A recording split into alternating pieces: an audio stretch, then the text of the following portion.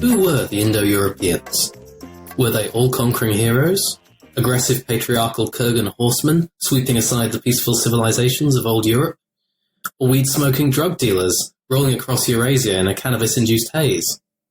Or maybe slow-moving but inexorable farmers from Anatolia? These are just some of the many possibilities discussed in the scholarly literature. But in 2012, a New York Times article announced that the problem had been solved by a team of innovative biologists applying computational tools to language change. In an article published in the journal Science, they claim to have found decisive support for the Anatolian hypothesis. In their book, The Indo-European Controversy, Facts and Fallacies in Historical Linguistics, Asya Pereltsvaig and Martin Lewis make the case that this conclusion is premature and based on unwarranted assumptions.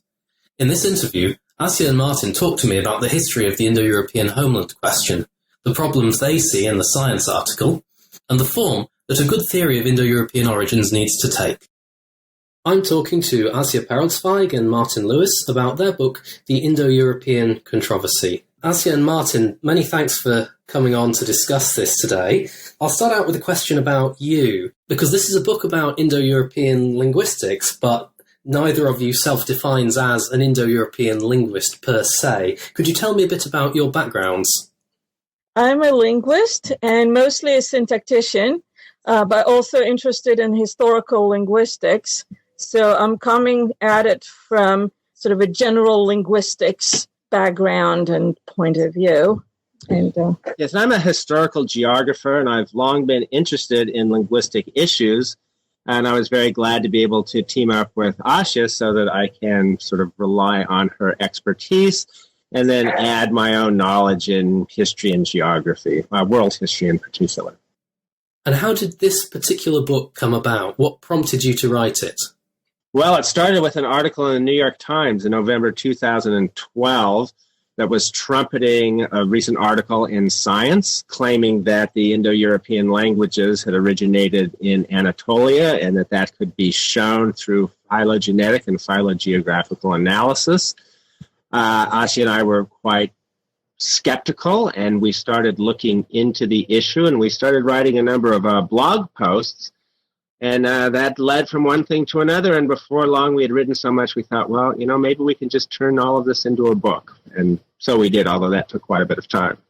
Is it fair to say that this is an angry book, that there are elements of anger in this book?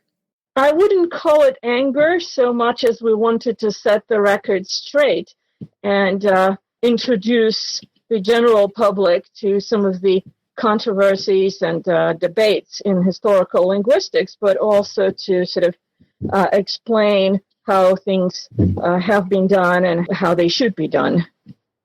To be quite honest, I'd have to say that there's a little bit of anger on my part. I try to rein that anger in, and I hope I've done so successfully. But I have seen in my own discipline of geography some very devastating occurrences through very similar approaches to knowledge, approaches that really denigrate the patient accumulation of information and knowledge, and hoping that a new scientific shortcut will enable us to reach the truth without having to do the hard work that historical linguists have done. So I saw this in geography, and now it seems to me like something very similar could possibly happen in historical linguistics. Right. So the Anatolian approach to the origin of the Indo-European languages is one approach that you've mentioned. What is the other major candidate for Indo-European origins? So there's a lot of different theories that have been developed over the years, placing the Indo-European homeland anywhere from the Baltics to northern India. But the two main candidates are the Anatolian theory that you mentioned, and the opposing candidate, if you will, is the so-called Steppe or Kurgan theory that places the Indo-European homeland in the steppes north of the Black Sea and the Caucasus region. So one of the goals of our book was to compare the evidence for those two theories, because they're now sort of the main winners, so to speak, or the main competitors. So we wanted to compare the evidence for these theories and to show what evidence supports one or the other of these two theories. And do you think that in historical linguistics, in general, there is a consensus or a near consensus? I don't think so. There are people who very strongly believe one theory and other people who believe another theory. There's a very strong group of historical linguists who argue, for example, for the Carpathian theory that places the homeland in the Carpathian Mountains in northern Balkans region. There are strong believers in the Steppe theory. There are people who are very adamant about the Anatolian theory being right. So I don't think this is a question that has been resolved yet. I would think, though, that overall the Steppe theory has more proponents and more influential proponents. It's also much more widely accepted among archaeologists and now increasingly historical geneticists who deal tangentially with linguistic issues, but they still have a role to play in the debate. You draw an analogy in the introduction to the book with climate change and how that's reported in the media. Now, in popular publications, it's probably fair to say that it's generally the mainstream view, the scientific consensus that's reported on climate change. Do you think it's the same in historical linguistics, or is there a difference here? Well, it seems to us that there's quite a difference. When this science article was published, we found that newspapers and magazines all over the world, not just in the United States and Britain, but in Russia and Italy, from many countries, are saying, well, the issue has been solved. The debates have been terminated because now these scientists with their incredibly powerful computers have been able to show us that the Anatolian theory is correct, which we just found sort of staggering, really, that this thesis that is rejected by so many scholars on such solid grounds would just be immediately trumpeted by the media. So that's what really sort of set us off. So this approach, which I think at various points in the book you call the Gray-Atkinson approach after two of the authors on that science article, this approach you refer to as linguistic scientism. What is scientism, and why do you think it's so appealing to the public imagination? Well, scientism has different definitions, but basically it's the misuse of scientific methods, taking a certain scientific method and treating it as if it created absolutely irrefutable knowledge. Science is a self-correcting program, but it's one that, unlike mathematics, does not give us absolute truth. And I think the authors of that article certainly recognize that at one level, but yet they treat it as if it did give us absolute proof. They claim that they have decisively solved the issue. And we see that science can be misused in many different aspects and has been. And it's something where I think we always have to be aware of. Science is so very powerful, but yet I know its power can sometimes lead us astray if we give it too much credence. One thing that happened after this article was published in 2012 was that in 2013, the article was quietly updated on the Science website. Could you tell us about the story behind that and what, if anything, it changes about their results? Well, it appears that the authors of the article realized that they've mistabulated some data or put the wrong symbols in the input to their computer program, and they've redone their calculations and substituted the results. We only found out actually months later because some colleague of ours, a historical linguist, mentioned this to us. So the results are quite different, but they still appear in the Science website with the old publication date, as if these are the results that were there from the start. And I think, going back to your question of anger, for me personally, that was the thing that provoked the most anger on my part, because basically they put a much later work under the date of and substituted the old results. So somebody who doesn't know this would just think that's what was there to begin with. But it doesn't seem to be a kosher thing to do for me. Journals like Nature and Science, these very high prestige journals, do you think there's a more general problem with the way that they function these days, or are they still doing the job that they're supposed to be doing? There have been a lot of complaints about the peer review process at the journals that you just mentioned. In fact, there have been some prominent scientists who've claimed that they refuse to publish in them because they emphasize spectacular stories, or at least stories that would be very newsworthy. At a deeper level, we think there's a big problem with the peer review process in that, well, it's a bit opaque, of course, because peer review is blind. But from what we can gather, they are not going to historical linguists to vet these articles. And in fact, if you try to communicate to the editors of these journals, all they really want to hear about are criticisms of the mathematical models. They don't want to hear anything on in the empirical record. They don't want to hear anything about the assumptions that the authors have used. All they really seem to care about is the maths. That was absolutely my experience, because I actually published a co-authored response in Science to another paper by one of the same authors that also published this work in question. And when we submitted that response, the editors of Science basically wanted us to take out everything that had anything to do with linguistics and just have some problems that were raised with the mathematical model and with the statistics and the like. So the much bigger issues were really left outside of that critique. Well, this monograph is very much a humanities monograph in that it starts with setting the context for the current debate and going into quite a lot of detail about what the Indo-European homeland question is and why it matters. And this covers quite a lot of ground. One point that I would like you to touch on, if you can, is early 20th century scientific racism. Do you think that that has implications for people who are trying to make claims about the relationship between race and language today? It potentially does. I think we're at a situation now where we don't have anything approaching the kind of systematic racism that was apparent in the early 20th century.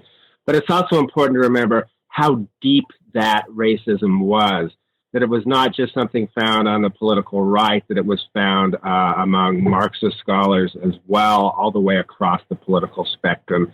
And it really colors the deeper history of the understanding of the field. And I found it rather surprisingly that some of my colleagues in history don't even want to hear about anything in historical linguistics because they have this idea that, oh, that was destroyed by Nazi pseudo-scholars back in the day. And that's sort of hard even to reach some of these people. So I think it's very important to set out that broader context, but at the same time, I would not impute the motives of any of the people we're arguing against. I don't really see any signs of that kind of racism anywhere, with the possible exception of a few journalists. But not the authors of the article? No, I don't think so. No. I don't think so either, but I think there's an important lesson to be learned from those mistaken ways of thinking from the 1920s and 30s in the area of combining modern genetics and historical linguistics. So very often people take the genetic results or results of genetic studies as valid direct evidence for or against this or that theory in historical linguistics, but it's important to always remember and remind our audiences that genes and languages don't always completely match. They don't necessarily spread together. So we have to keep the physical nature of human beings, as in the genes, separate from linguistics and other cultural aspects. Yes, but at the same time, and I should say this is something that Asya and I don't think we disagree, but we have a slightly different perspective on it, perhaps. But I do think it's very important to keep track of the recent genetic research and use it sort of as a possible complement to a certain extent. And as Asya says, yes, genes and languages don't necessarily flow together, but sometimes they do. And you can find some information.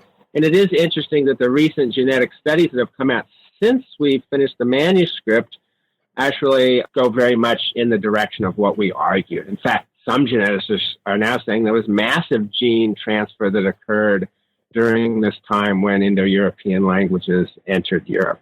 So we're agnostic ultimately on the score, but we want to stay informed and try to figure out these tricky linkages.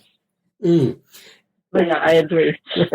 In general, it seems as if the Indo-European origin question has been appropriated several times in the history of the field for ideological reasons. Do you think it's important for people working in the area today to take this history into account? Oh, yes, absolutely. And it's not just the systematic racism of the early periods, but it's also sort of reactions against that. We can look at a kind of a radical feminist appropriation of the work of Maria Gimbutas, an archaeologist who worked on these issues, and actually Gimbutas was partly responsible for that. But these people claimed that the pre-Indo-European residents of the Balkan Peninsula, in particular, what they call Old Europe, was a absolutely peaceful, mostly matriarchal society that knew nothing of violence until these nasty Kurgan, Proto-Indo-European speaking warriors swept in and instituted hierarchy, male domination, and violence. And that is very much an ideological view of the past. And I think it blinds us to what really happened, and we have to be very careful. The temptations to go that direction are very strong, and that's one of the roles of scholars, I think, is to say, wait a second, you've got to be really careful on what you say about the past. If I may add one thing, a lot of the Indo-European controversy focuses on Europe, but we shouldn't forget that Indo-European languages are ultimately spoken in northern India and parts of the Middle East. And in India in particular, there's a very strong ideological current that supports a theory or hypothesis that Indo-European languages originated in India. And there's a lot of ideological battles that are raging now in India, and that threaten to sweep the scholarship in that country, the Indo-European scholarship, away from sort of hard science and into this kind of ideological realm. Yes, absolutely. Right, so let's move now to some of the details of the 2012 article that you're calling into question here. What's the main mechanism of diffusion that is assumed by these authors?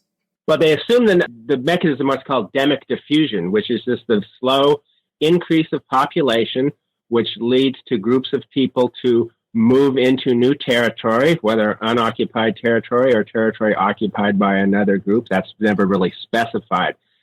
So it begins by assuming that is really the only way languages spread, and that's the only way human populations spread. So they're denying the possibility of migration, and this goes back to debates within the field of archaeology, where archaeologists had at one time attributed everything to migration, and then they decided they could attribute nothing to migration because they had gone too far. But it also rules out possibility of language spreading through contact and cultural conversion and many, many other processes through which languages and peoples spread. So do you think that archaeologists in the 20th century went too far in rejecting migration? Oh, absolutely. And that's something now that geneticists are showing that migration was omnipresent. You can find that by looking at genetic traces. So for the Gray-Atkinson model, are rapid population movements a problem? They basically ruled out or not taken into account. So, for example, we know that Romance languages emerged after Latin or in the process of Latin spreading very quickly over the large territory as Roman Empire expanded. But for Gray-Atkinson and their colleagues, something like this is basically non-existent in human history. So Romance languages were basically a result of, for them, of Latin gradually seeping away from Rome and further away in a very gradual and a much, much longer time period. The result of this denial of rapid migration is that for any group to get to its ultimate destination, where we know that they now live or lived in historical period, a much longer period of time is needed. It's assumed that people move maybe, 5 kilometers away from their birthplace on average, and there's no rapid migration beyond that. So what that means is that the ancestral languages are pushed further and further back into the past, including Proto-Indo-European, because everything was this really gradual migration. So you can think of it, if you drop a drop of oil in the water and wait for that oil to be completely sort of diffused through the water, it takes a very long time. But if we are to shake the glass, then the process will happen much faster. So they basically assumed that there was no such shaking of the glass in the population. But you would say that in the history of the Indo-European expansion, the glass was shaken. Oh, absolutely. We know that for more recent, for historical period, with the example of Latin, for example, we know that Ireland, for example, was very rapidly populated by the Norsemen. On the Gray-Atkinson model, they basically floated in the direction of Iceland for like 300 years, was it? Just sitting on boats, gradually being blown in that direction or something like that, because that's what their model assumed. We know that particularly in prehistorical period or in early historical period, people often migrated along rivers, and rivers propelled migration. This is something that the Gray-Atkinson model completely disregards. It puts outside the frame, and I'll turn to Martin to talk a little more about the geographical aspect of this. Well, one thing that's very interesting is they recognize that this is a problem, but they think it's trivial. So they say, well, our model can't handle the rapid spread of languages like Latin, but that's so rare that we really don't have to worry about it. But actually, it's not really rare at all.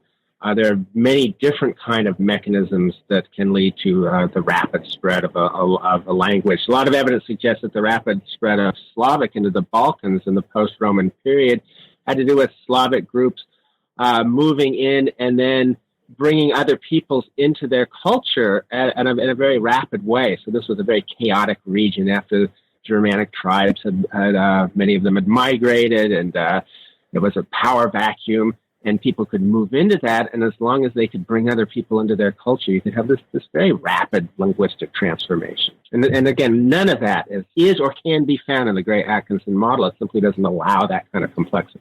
So as you mentioned the geography, what sort of assumptions do Gray-Atkinson et al. Make about the geographical structure of the space that the Indo-Europeans are expanding into?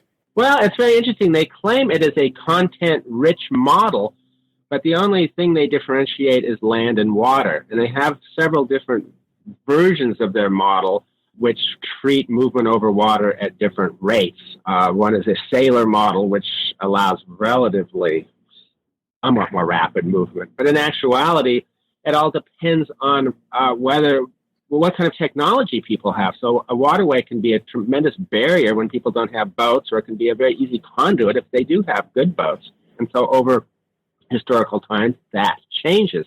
But we also have to take into account mountain ranges, rivers, as Asya mentioned, or even soil types. There's a lot of evidence that indicates that the first agriculturalists who moved into Central Europe, now Gray and Atkinson would think these were Indo-European speaking peoples. Asya and I very much doubt that.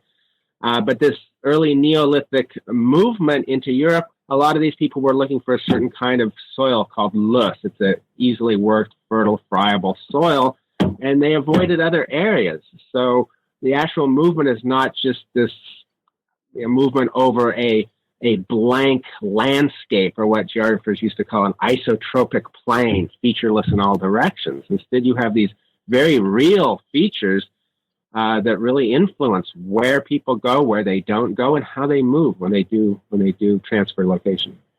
One of the outcomes of disregarding those geographical features is that in the resulting model, small islands, or even larger islands in some cases, are either not populated by Indo-European speakers at all, ever, or they only saw first Indo-European settlers in very recent history, essentially because islands being surrounded by water are very hard in this model to get to. And we know that from historical record in many cases that was not the case with places like Sardinia, for example, or Crete. Even Iceland was populated much earlier than what they suggest, and other islands as well. What about Moldova? That's a great place, but they don't show it as Indo-European speaking up to 1974, and that's completely not true. The language in Moldova, the main language, is an Indo-European language, actually quite similar to Romanian, and many people believe it's pretty much the same language, the distinction being purely sort of geopolitical rather than linguistic. Yeah, we were really mystified why they had left Moldova off that map, and we solved the problem by looking at how they constructed the model. They begin with an input map, or at least that's one of the inputs, that shows modern Indo-European languages. And they had just neglected to show Moldova and left it out, left it blank as if it were non-Indo-European speaking. So they have a map of contemporary languages, which shows Moldova's non-Indo-European speaking. And lo and behold, then, their animated map showing the spread of Indo-European leaves it out as well, which is no surprise. There's one theory that you mention of Indo-European origins, of the spread of the Indo-European language family, that I found quite exciting. So I would appreciate if you could tell me, was the spread of the Indo-European family really fueled by cannabis? Well, no, I don't think so. Asya doesn't think so either. I found that a very amusing view. It was written by an anthropological blogger, maybe a little bit tongue-in-cheek. But the reason why we wrote that is to show that you can come up with a huge variety of these sorts of theories depending on the information you want to emphasize. And it's been done many different times where the Indo-Europeans can become the great heroic adventurers of the early 20th century racial theories, or the nasty marauders of the Gimbuddhist school of feminist archaeology, or the plodding stay-at-home farmers who never move more than 5 kilometers in the Gray-Atkinson model. So we thought, well, this is kind of intriguing. Let's just pretend that instead it was a drug-fueled spread, which is sort of bizarre, but it's not. I mean, there are some real things here. Cannabis was probably domesticated and first used for its psychoactive properties by, well, not the Proto-Indo-Europeans, but probably the Proto-Indo-Iranians. It originated in Central Asia. There were a lot of other drugs.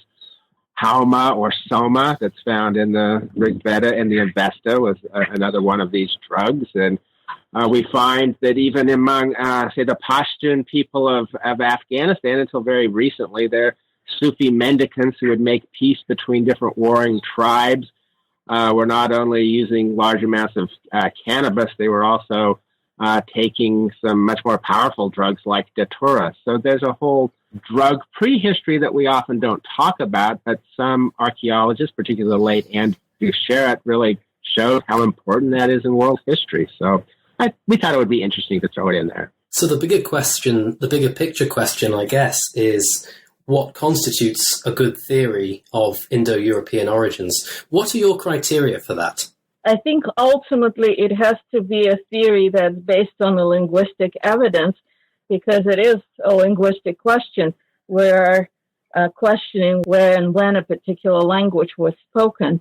We can glean some evidence from the distribution of soil types or the spread of marijuana, or from genetic evidence of people, or even genetic evidence based on other species in the spread of different species, archaeological evidence, evidence of horse domestication. So we can reconstruct a lot about the actual people, but again, it is a linguistic question, so we have to have evidence that's based at least largely on linguistic types of evidence. Yeah, that's one of the overriding theses of the book, I think, is the notion that non-linguistic theories of language are going to lead us astray. They've been attempted many times, but they just don't work. And I say that as a non-linguist, but my response to that is to work with linguists. I don't have the expertise, but I recognize that you all do, and that you've been developing those techniques for a long time. And there's this incredibly rich corpus of material on historical linguistics. The Gray-Atkinson model basically says it's all worthless, because if it doesn't fit with their model, then what does it show? It shows nothing. So we're really interested in conserving and preserving that tradition, but also opening it up to new methods. So let's talk in a bit more detail about that linguistic evidence then, some of the linguistic issues that arise. What do you think are the main linguistic problems with the Gray-Atkinson model? I think one of the overarching problems of their model, and it's very common to historical linguistics, particularly the computational historical linguistics, is only looking at words and basically, in effect, equating language with words. And as linguists, we know that words are the least interesting part of language and the least revealing part, the least reliable part of language. If we want to study language history, language context, or what contemporary languages are like, we have to look a lot beyond just words.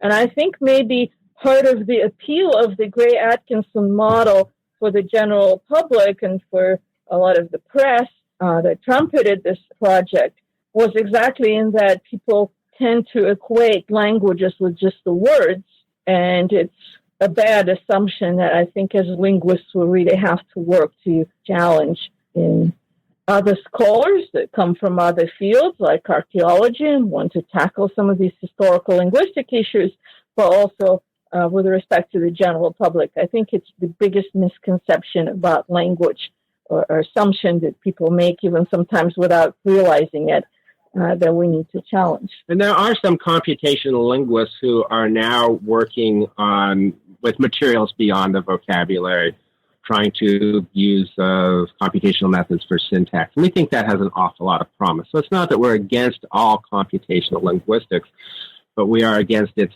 simplistic use, particularly by non-linguists. Right. Do you think linguistics has a bit of a PR problem in that regard then? Do you think we could be doing more or better to communicate the fact that languages are not just lists of words to the general public? Oh, absolutely. I think at some point linguistics as a field dropped the ball on its PR side of its enterprise. And as a result, we really have a general public that's either uninformed or badly misinformed. And I'm afraid that a lot of the teaching that goes in K-12 schools here in the States or in comparable education elsewhere actually only makes matters worse by misinforming students about language rather than revealing the real truths about language. And we definitely need to do more about this. I actually recently traveled in Italy, and while on the train, I picked a railway company's brochure, and there was an article there on Dante with words like possessive adjectives and nouns and connotation. And I was very excited to see that in such a general publication. But I thought there's not a chance that a comparable publication here in the States would ever have an article that much linguistics in it. I mean, of course, it was written for general public, but still it had some contentful things to say. Whereas in the United States, I think a lot of the popular press really dumbs down a lot of the real discoveries and misinforms the public about them. And I think we really need to do something about that as linguists. I think the same holds for the UK as well. So do you think that one of the keys then is to engage more with school-level education? Oh, absolutely. I think it's really important. And there's some discussions now among linguists about the need to do so, but there's a lot of disagreements about how it's to be done. And also there's a lot of pushback from the education folks who just say, oh, well, what we're doing is just great and we don't need to make any changes. But I think we really need to do more with education in K-12 schools, but also with educating the grown-up public. And Martin and I have been doing that by teaching some continuing studies courses, linguistically themed, and challenging some of these misconceptions and informing the general public about what's happening with language. I'd also like to see linguists writing more books, particularly books that cross over between a specialist audience and a general audience. And I say that as I teach in a history department, and history is very much a book-driven discipline, and it has its disadvantages. At least books, especially trade books, can reach a broader audience, whereas the specialist publications in the periodical literature that linguists rely on and their careers rely on, yeah, they're wonderful, but I'd just like to see a little more public outreach, I guess. Going back a bit to the Gray and Atkinson approach, let's talk about borrowed words. Does the approach take any steps to eliminate borrowed words? Well, they say in all the published work that they do eliminate borrowings from consideration, but when we look at the results, we find that some of the results from the model look very suspicious given what we know as linguists, and they look suspicious because they show too much linkage between languages that borrowed heavily from each other. So we think that somewhere along the line, not all the borrowings have been taken out of consideration, and that's what biased the ultimate results of their model. What about dating then? It's often said that, or sometimes said, that linguists don't do dates. Do you think that's right? I don't think so. I think linguists do quite a bit with dates, particularly given how dateless our input is. But the way that they work with dates is also a bit suspicious because some of the dates that they use as input, so they basically put in some of the dates and then calculate the others with respect to the input dates. Some of these input dates are a bit suspicious, such as the split of Romanian away from other Romance languages. That seems to have been misdated. So if they use that data as input, of course, the output is not correct either. Now, they take particular dates that we know from history, like the Strasbourg Oaths, dealing with the differentiation of the Romance languages, which is fine at the beginning, but the problem is that it's much more complicated than they allow. And it's not like you can just take this one document in this one date and say, aha, at this time we have the separation. It's a much more complicated process. So we have quite a few suspicions about the way they calibrate their dates. Besides the issues with calibration, I think a bigger part of the problem comes from this idea that languages spread by diffusion, as we were saying earlier. So, of course, that pushes all the dates to be further in the past. And ultimately, it brings the date for Proto-Indo-European in the general chronological domain of the Anatolian theory. And I think part of their proof for Anatolian theory comes from those dates that place Proto-Indo-European about 3,000 years earlier than the Steppe hypothesis would have them. So looking at languages for which we do know quite a bit about the dating of the split, are there particular languages that come out really drastically wrong in the Gray-Atkinson model? Well, the Romani is really a big gap. Romani is a language of the Roma, the Gypsies, and as they migrated from northern India to Eastern Europe, in particular, the Balkans, they picked a lot of words from other languages, from Persian, from Greek, Armenian, so different languages that they lived side by side with. And having that much borrowing makes Romani very different from its relatives. And because it looks different in this model that only relies on words, it makes its separation much earlier than it actually did happen. We know because of linguistic evidence that they could not have left northern India earlier than about 1,000 years ago. But Gray and Atkinson theory places them, 3,500 years ago? So by several millennia off the mark. So that's a really good example. And what about Hittite? Where does Hittite fit into the picture?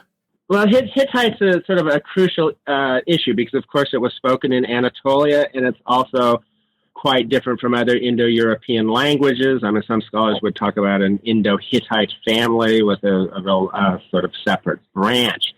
So that is one of the things that led many people to this sort of Anatolian model.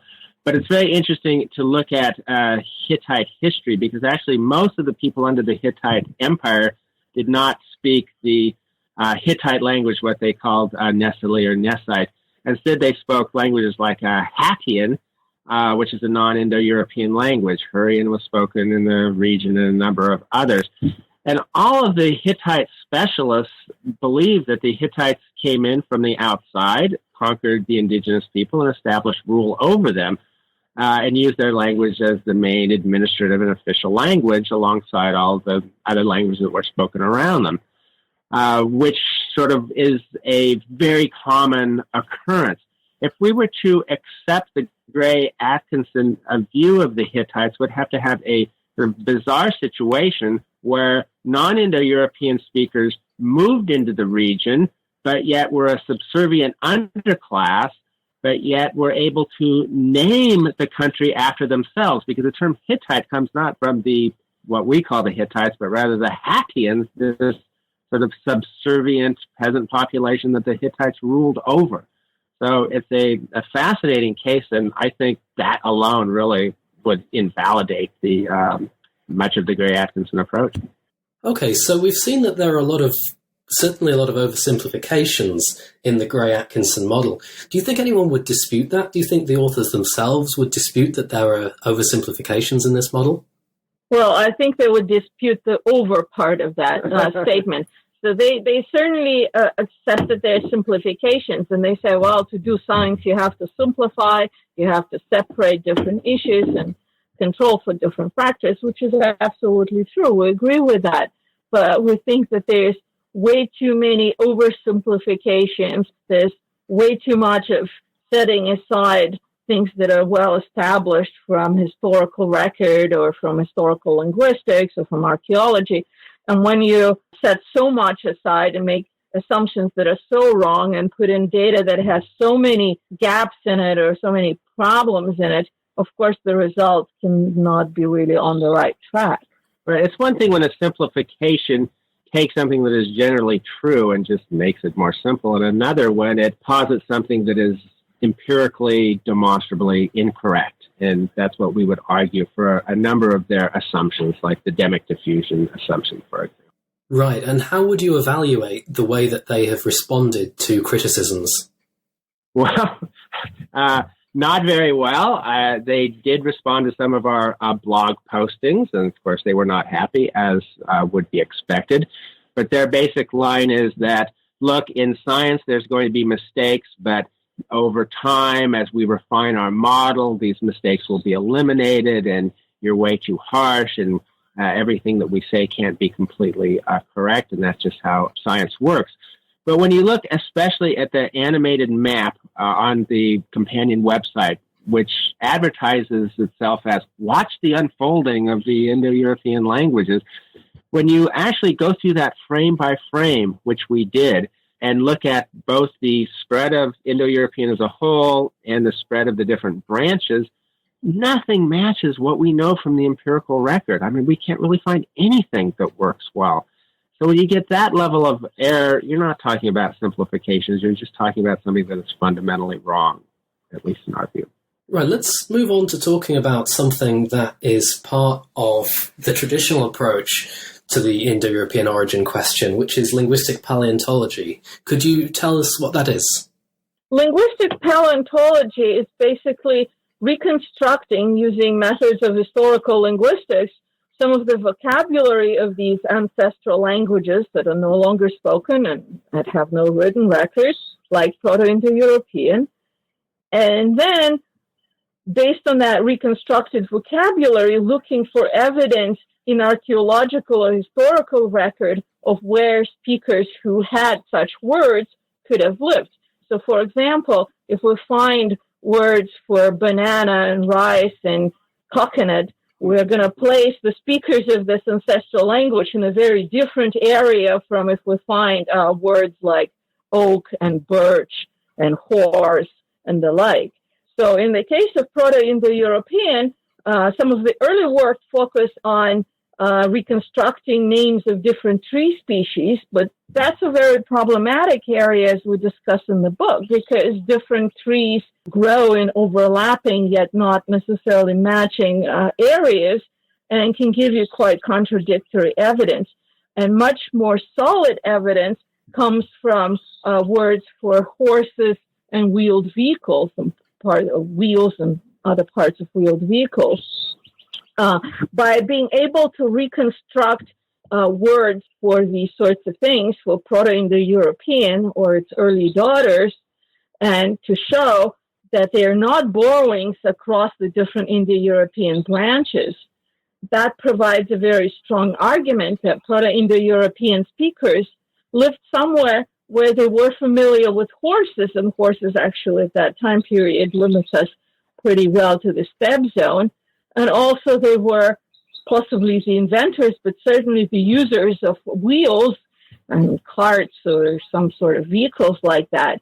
So we can look in these in the archaeological record and see when evidence of horse use and wheel use appears in the archaeological record, and that both limits the time and the place where Proto-Indo-European would have been spoken.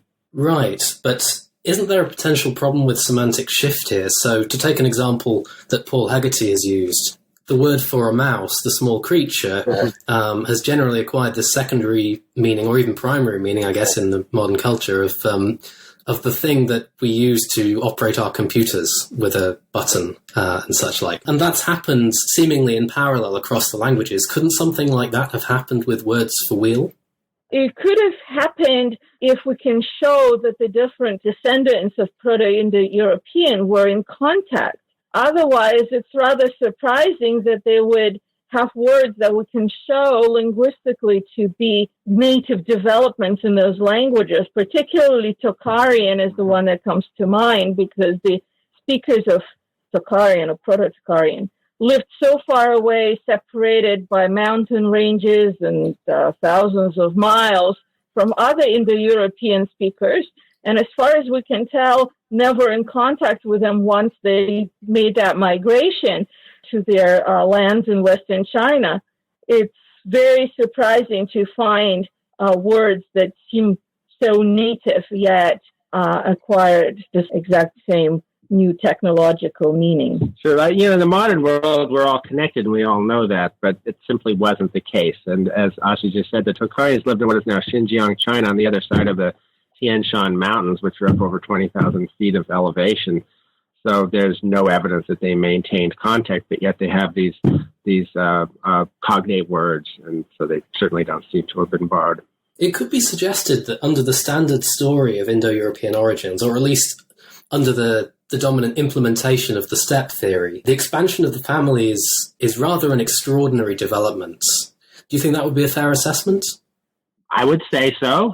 There are certainly other language families that have had sort of similar extraordinary spreads and developments, but Indo-European is by a pretty good margin, the largest language family in terms of total number of speakers. So, yes, I would say so. But does it postulate, do we require any mechanisms for Indo-European that are specific to Indo-European? I don't think so. We're talking about spread that's partially due to actual people migrating, but also in part due to cultural assimilation and language contact between Indo-European and presumably non-Indo-European speakers. We talk about rapid migration, which is very common in the kind of open grassland areas that the steppes are. Turkic languages are another family that spread very rapidly in the same Eurasian steppes. But there are other groups that spread as well. The Bantus spread in Africa, and we can talk about other groups on other continents. And there's perhaps something special about Eurasian steppes that they're so large and such a huge belt that goes along parallel to the equator, that promoted that kind of spread the way that Diamond talks about in his Germs and Steel book. So if the Eurasian steppes are indeed special in the geographical sense, historical geographical sense, then there's nothing special about the Indo-European spread as such. It's a very interesting analogy from North America, which was the Uto-Aztecan-speaking Comanche Indians who took up pastoralism in a very effective way and created what one historian has called the Comanche Empire. It wasn't really an empire, but it was a large raiding and trading sphere across the southern plains down into central Mexico. And the evidence suggests that the Comanche language was spreading very rapidly. People learned it as a trade language. They learned it to deal with these overbearing military mounted warriors, but had history be able to play itself out in such a way that the United States did not conquer and subdue the Comanches, we may have ended up with a very large area. It was Comanche-speaking. In time, it would have probably differentiated into several other languages. And I find that such a fascinating story because in the early 20th century, many of the proponents of Indo-European studies saw the Anglo-Saxon settlers in the United States as very much like these early Indo-Europeans, where we think very much it was much more the case of groups like the Comanche who are more similar. Powerful, horse-riding, pastoral peoples whose language was spreading. Right. A question that's specifically for you, Martin. You seem a little bit upset about what's happened to your discipline, geography, in the United States. Do you think that, first of all, could you tell us a bit about that? And second, do you think that historical linguistics is in danger of having the same thing happen? Well, I hope it's not in danger of having the same thing happen, but potential is there. Geography is very poorly represented in the United States, particularly at private schools. It's a very odd situation where most public universities have geography departments, but the big private schools, Stanford, where I teach, Harvard, Yale, Princeton, down the line, none of these schools have geography departments anymore. They were eliminated after World War II. And it's a complicated story. There are many factors at play. One thing that I think was crucial was that geographers were searching for a unifying sort of scientific principle. In the early 1900s, there was environmental determinism, the notion that the environment is going to determine culture, thought, everything else. That was abandoned in the 30s. And then in the 50s, especially in the 1960s, geographers turned to what they call the quantitative revolution, where they believed that you could use spatial statistics to turn geography into a positive science, so that it could become much more like economics or even eventually like physics. You would have these spatial laws that determined where everything took place.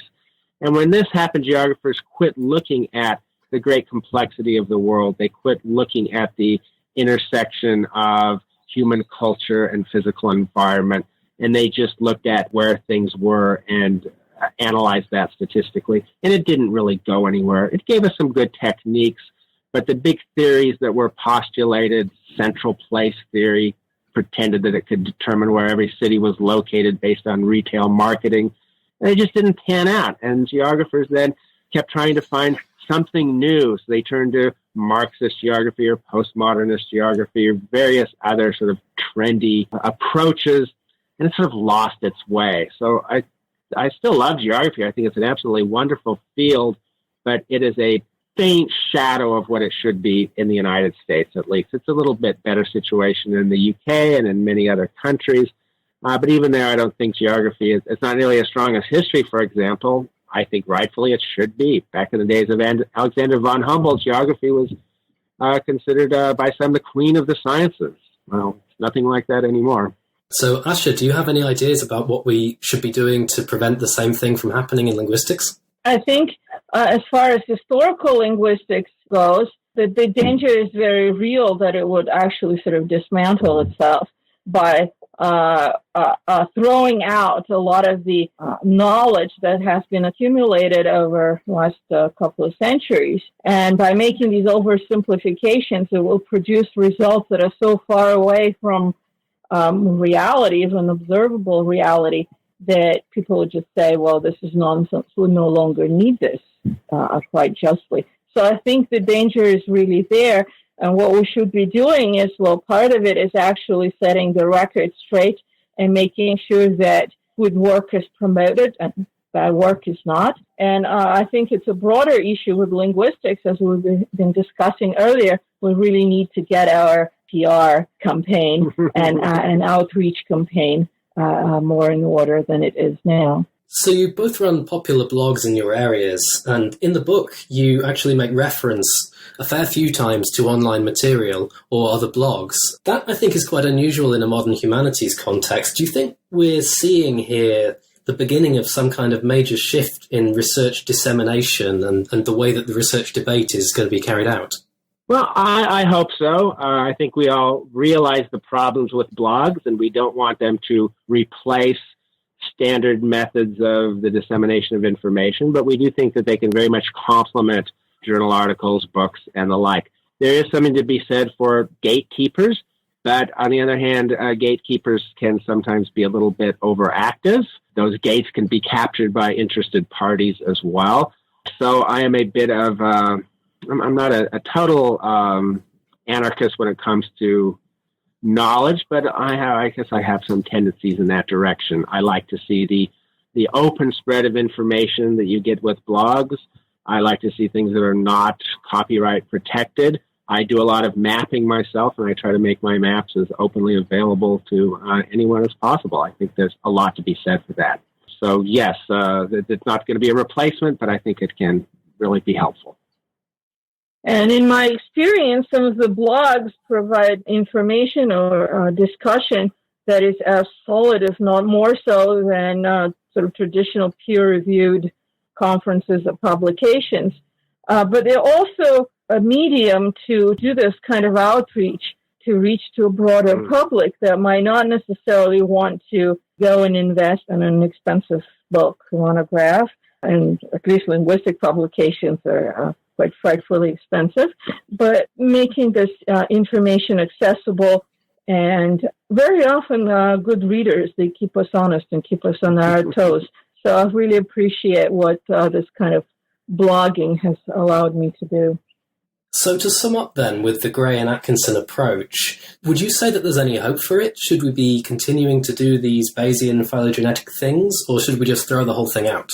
Well, I wouldn't say we should throw everything out, but I think that they should always be assessed very carefully against the empirical record, and I think their assumptions should be questioned. And I think the authors who want to go in that direction should be taking into account the criticisms that people like Asya and I are giving them, and not just saying, you're old-fashioned, fuddy-duddy, conventional historical linguistics. We got to move beyond that.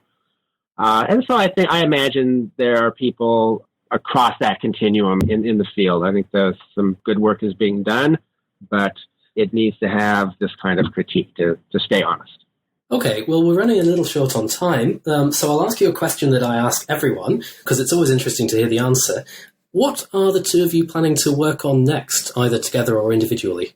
At the moment, I'm actually working on second edition of my textbook, also published by Cambridge University Press, called Languages of the World. So hopefully that will come out maybe as early as next year. I'm also doing some historical linguistics work on a more recent language, historical period. I'm doing some work on Yiddish and its development in Eastern Europe. And Martin, do you want to add to that? Well, I'm also rewriting a textbook. I'm a co-author of a world geography textbook that takes up way too much of my time. Other than that, I'm concentrating on blogging for the time being. I do like to jump around. For example, last couple of weeks, I've written extensively on the southern part of the Arabian Peninsula, and I've looked at political issues there, but also linguistic issues. The modern South Arabian languages are spoken in a very interesting area where Oman and Yemen come together. There's a movement on the Yemen side of the border for autonomy. Some people are even talking about independence. These are areas with a unique climate, landforms, vegetation that are often overlooked. So I really like to find obscure parts of the world that have important things to tell us, delve into them a bit, make some maps, and try to make that available for the general public.